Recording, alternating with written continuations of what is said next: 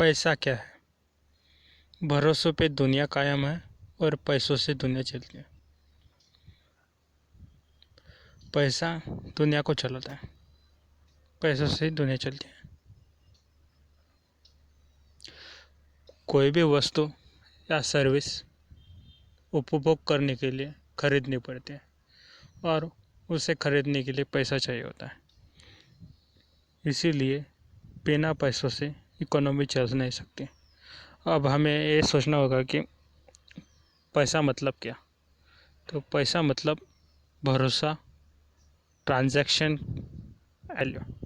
पैसों में वैल्यू होती है, ट्रांजैक्शन कर सकते हैं और उस पर ट्रस्ट होता है, भरोसा होता है। अगर किसी भी पैसे पे, मनी पे हमारा भरोसा नहीं होगा तो उस मनी का या करेंसी का वैल्यू ज़ीरो है, उससे कुछ भी नहीं होगा। Money is a medium of exchange. पैसा ये बस मीडियम है एक्सचेंज करने का। आप कुछ चीज़ें खरीदना चाहते हो तो बस मीडियम की तरह काम आता है पैसा। उसमें वैल्यू स्टोर होता है, लेकिन आप ट्रस्ट कर रहे हो इसलिए वैल्यू स्टोर होता है। जब आप उसे ट्रस्ट नहीं करोगे, वो किसी भी चीज़, किसी भी वैल्यू का नहीं उठाओगे।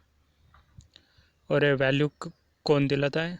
गवर्नमेंट दिलाती है, गवर्नमेंट या पब्लिक।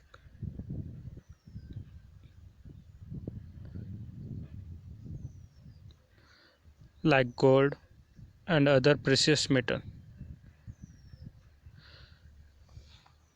इनकी तरह ही मनी में वैल्यू होता है। क्यों? क्योंकि लोग ट्रस्ट करते हैं। अगर लोग नहीं ट्रस्ट करेंगे तो उसका वैल्यू ज़ीरो होगा। तो उसी की तरह फिएट मनी मीन्स जो गवर्नमेंट बैक मनी होता है, करेंसी होती है, उसे फिएट मनी बोलते हैं। वो फिजिकली होती है और डिजिटल भी होती है। मतलब आप डिजिटल या लेजर में रखी हुई, मतलब अकाउंटेंसी में।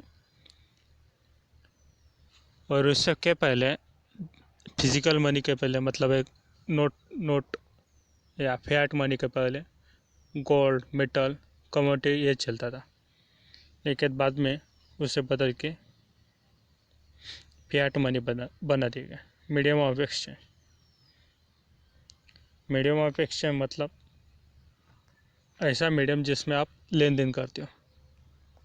जैसे इंडिया में रुपीज़, हमें कुछ भी खरीदना होगा तो हम रुपए लेके जाएंगे, पैसा लेके ही जाएंगे और उसे खरीदेंगे।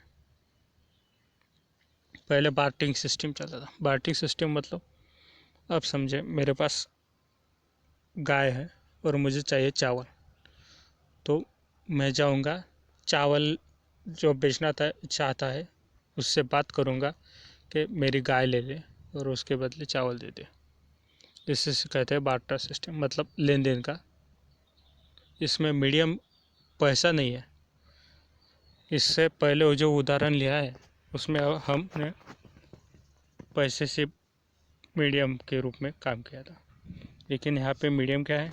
कुछ नहीं, हम लेन देन कर रहे हैं सिर्फ वस्तुओं का। इसे कहते हैं बार्टर सिस्टम। इसमें बड़ी एक खामी आती है। मतलब जैसा, अतः अब समझिए कि मुझे एक गाय के बदले एक पूरा पोता, एक पूरा पोता गौ मिलते हैं, लेकिन मुझे चाहिए आधे आधे, क्योंकि मैं उसे स्टोर नहीं कर सकता, वो ख़राब हो जाएगा इसलिए। और मुझे उतनी ज़रूरत है, लेकिन क्या मैं आधी गाय बेच सकता हूँ क्या? नहीं। ऐसे बहुत सी समस्याएं थी। मतलब दूसरी समस्या यह है कि मतलब टाइम के बाद, कुछ टाइम के बाद हमें पेमेंट करनी है, तो उसमें पेमेंट करने के लिए हम क्या कोई गाय के थोड़े से हिस्सा नहीं बेच सकते ना। मतलब समझे, मुझे आज के दौर में समझे, मुझे है लगभग 100 रुपये से मैंने लोन लिया, तो उसमें जो ब्याज चढ़ेगा उससे 120 होगा। मैंने समझिए कि एक गाय लोन ली, तो मैं उसे चुकता कैसे करूँगा। इसलिए मीडियम की भी ज़रूरत होती है। ये बहुत बड़ी समस्या हो गई थी। जैसे अर्थव्यवस्था बढ़ती है वैसे ऐसी चुनौतियाँ सामने आती है, और उसी उसी से लड़ने के लिए लोग विभिन्न उपाय लगाते हैं। उससे सिर्फ पैसा ईजाद हुआ है। जब पैसा ईजाद हुआ है तब लोगों को बहुत बड़ा आसानी हो गई है विभिन्न ट्रेड करने के लिए, कुछ भी काम करने के लिए, कहीं जाने के लिए, प्रवास करने के लिए। ट्रैवल आसान हो गया, लोग दूर दूर तक जाने लगे। ऐसा पैसे से बहुत सी आसानी है। स्टैग्नेशन ख़त्म हो गया।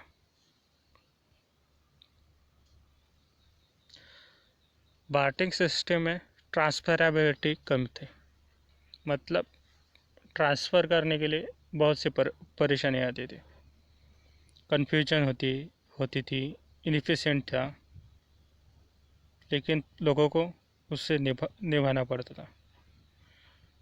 कमोडिटी करके बाद में कमोडिटी जैसे समझिए, लोगों ने बहुत से अनाज को ट्रेड किया, उसे उसे पैसा बनाया, लेकिन वो भी नहीं चला। उसमें भी कठिनाई आती थी, मतलब स्टोर करने की। जब भी हम पैसों की बात करते हैं ना, उसमें वैल्यू होनी चाहिए, स्केर्सिटी होनी चाहिए। Scarcity must be there. जैसे गोल्ड है, उसको स्केर्सिटी है, एक लिमिट से ज़्यादा गोल्ड नहीं हो सकता, कम से कम अब तक तो। जब बाद में होगा तब, मतलब अंतरिक्ष से लाया जाए तो ज़्यादा होगा, लेकिन तब तक तो नहीं है। स्केर्सिटी होनी चाहिए, मतलब वो ख़राब नहीं होना चाहिए, इजी टू मूव होना चाहिए, और मतलब किसी इजी टू मूव होना चाहिए। ऐसे बहुत सी चीज़ें होती हैं जिनसे ही वो किसी मनी को वैल्यू आती है। देखो, वैल्यू, मनी, करेंसी, ये इनको आप अलग अलग। करेंसी क्या होती है? देश की होती है। मनी क्या होता है? मनी यह करेंसी से डिफरेंट है, थोड़ा सा डिफरेंट है। मतलब करेंसी भी होती है, लेकिन मनी हम पैसा पैसा इसे कहते हैं, मीडियम के लिए तरह बोल रहे हैं। करेंसी इज फिजिकल तौर पर बोल रहे हैं कि एक देश की करेंसी है ऐसे। पर हम मनी ऐसे नहीं बोल रहे। मनी मतलब मीडियम की तरह बोल रहे हैं, ये भी याद रखिएगा। ये छोटी छोटी बातें हैं, लेकिन बहुत सा इम्पेक्ट करती है। पहले पहले पैसा गोल्ड से, मतलब करेंसी गोल्ड से रिलेटेड होती थी, मतलब उससे अब समझिए, करेंसी प्रिंट करनी है तो कुछ ना कुछ गोल्ड रखा जाता था, बस आप इतना समझिए। आपको ज़्यादा डीप जाने की कोई ज़रूरत नहीं, इतना समझ बहुत हो गया। लेकिन जब ज़्यादा पैसों की ज़रूरत पड़ने पर लगी, तब गोल्ड से रिलेशन करेंसी का तोड़ दिया गया, और कितना भी करेंसी छापने के लिए गवर्नमेंट फ्री हो गए। इसी इससे बहुत बड़ा फर्क पड़ गया, और गवर्नमेंट को पैसा छापने के लिए बहुत बड़ी आज़ादी मिल गई। अब पैसा इसकी वैल्यू कैसे होती है? ये वैल्यू सिर्फ लोगों की ट्रस्ट होता है। If there is no trust, value of money is zero. अब जैसे समझे, हमारा रुपया क्यों चल रहा है? क्योंकि गवर्नमेंट इसे बैक कर रही है।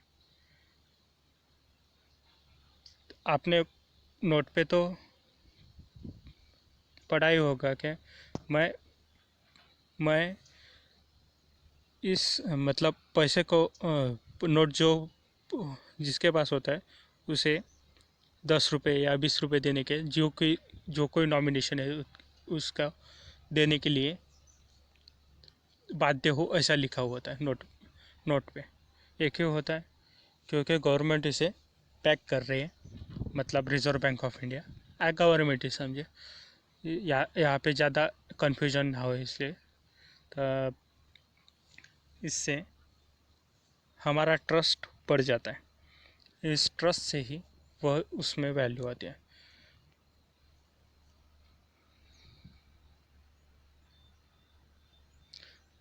टोकन की तरह काम करता है पैसा, उसी से ही वैल्यू आती है। हम कुछ भी मतलब अब समझिए, हम वैल्यू ट्रांसफ़र करते हैं, जब भी हम पैसे से लेन देन करते हैं वैल्यू ट्रांसफ़र करते हैं, उसी वैल्यू को हम आगे बढ़ाते हैं।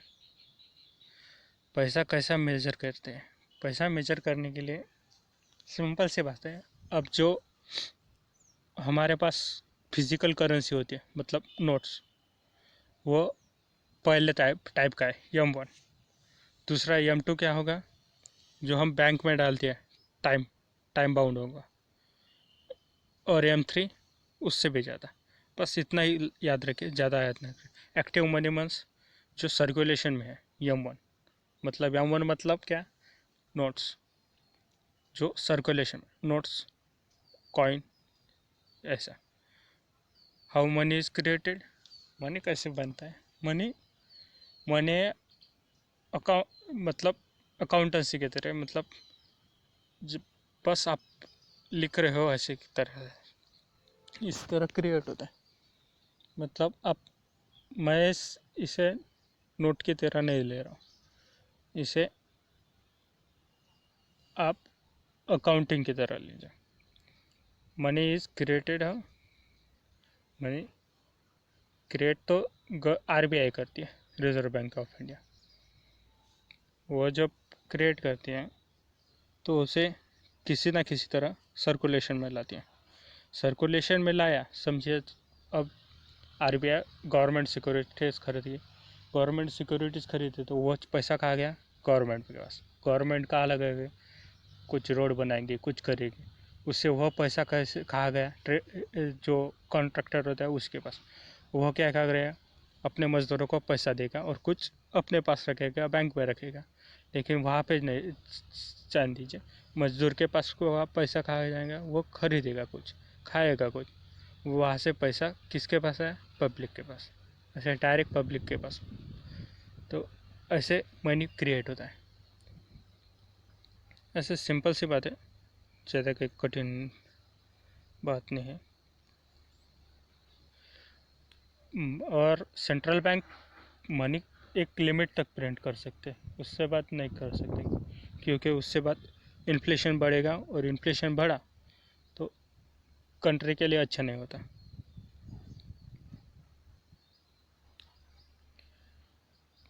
देखिए, जब तक लोगों का विश्वास है मनी में, मतलब करेंसी में, तब तक करेंसी स्मूथ काम करेगी। लेकिन अगर इन्फ्लेशन ज़्यादा हुआ तो प्राइसेस बढ़ने लगती हैं। जब प्राइसेस बढ़ने लगती है तो लोग अपना कंजम्पशन, एक तो कंजप्शन कम कर देंगे क्योंकि पैसा नहीं तो घर पे वस्तुएं रखने लगेंगे, इससे और भी इन्फ्लेशन बढ़ेगा। तो इससे बहुत बड़ी परेशानी हो जाती है। इससे डील करने के लिए बहुत ज़्यादा समय लग जाता है, और कुछ कंट्री ख़त्म भी हो जाती है, मतलब बस इकोनॉमी ख़त्म हो जाती है। इकोनॉमी एक बार ख़त्म हो गई तो उसे रिवाइवल करने के लिए बहुत बड़ा समय लगता है।